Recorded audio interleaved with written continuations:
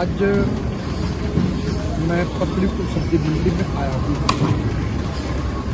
और यहाँ पर आकर के एक बात की हैरानी हो रही है कि इस सब्जी मंडी का काम हमने 2022 में प्रारंभ किया था और उसमें लगभग 7 से 8 करोड़ रुपए का प्रावधान करके तत्कालीन मुख्यमंत्री श्री जयराम ठाकुर जी ने इसका फाउंडेशन किया था और टेंडर इत्यादि करके काम को प्रारंभ किया था। और आज लगभग सब्जी मंडी तैयार होने को है, लेकिन पिछले साल जब जुलाई के महीने में भारी बाढ़ आई थी और उसमें नदी का जलस्तर बढ़ गया था और ये आवश्यकता महसूस हुई थी कि इस जगह को प्रोटेक्ट किया जाए,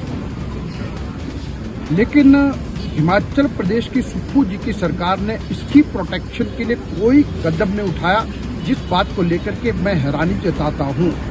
और यहाँ पर आकर के जब मैंने सब में देखा तो कोई भी काम इसकी सुरक्षा की दृष्टि से नहीं किया है। और मैं अब ये कहूँगा कि जल्द से जल्द अब जो पैसे का प्रावधान हमने सब्जी मंडी बनाने के लिए किया था वो पैसा यदि खर्च हो चुका है तो इस सब्जी मंडी को बचाने के लिए, यहाँ के किसानों बागबानों को सुविधा देने के लिए अब इस सब्जी मंडी की सुरक्षा के लिए एक अच्छी दीवार का लगना आवश्यक है। वो सरकार को जल्द से जल्द लगानी चाहिए। और उसी के साथ ही कि लगभग 12 बीघा जमीन और अतिरिक्त थी और जिसका हमने फॉरेस्ट केस बनाना प्रारंभ किया था और एफसी केस लोड भी हो चुका है,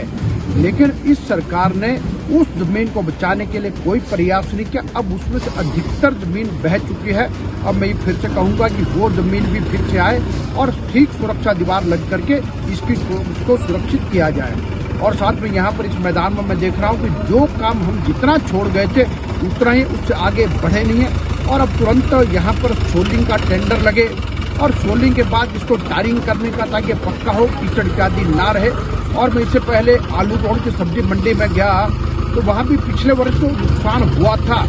और अभी मैंने देखा कि वहाँ पर भी 1 रुपये का और अतिरिक्त काम नहीं किया। और जो हालत जिस दशा में यानी पिछले वर्ष बाढ़ के बाद सब्जी मंडी आलू बाउंड थी उसी दशा में, और अब वहाँ पर ही कामकाज बंद हो गया है। तो इस प्रकार से मैं कहूँगा ये सरकार का किसी प्रकार से ध्यान नहीं और इसको जो है तुरंत करें और यहाँ पर सुरक्षा इत्यादि संबंध में जो भी काम करें उसको तुरंत करें।